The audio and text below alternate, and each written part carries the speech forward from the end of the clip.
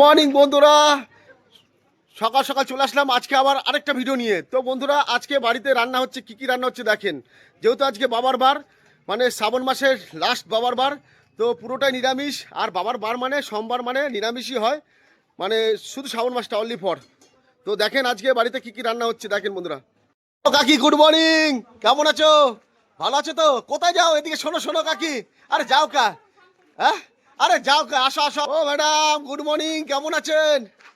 কি রান্না হচ্ছে আজকে? তো পুরো নিরামিষ নাকি? নাটক, নাটকের চিত্রকলা বাড়িতে আছে এই যে। তো নাটক তো শিখবোই, তাই না বলো?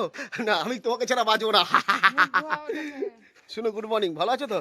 সবসময় এরকম হাসি খুশিতে থাকবা।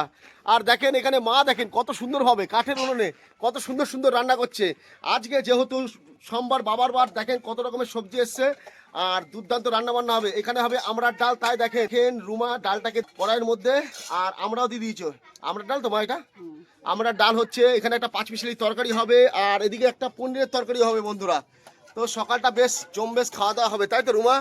সকালে দুপুরে দুবেলার খাবারই এখন বানানো হচ্ছে, তাই তো?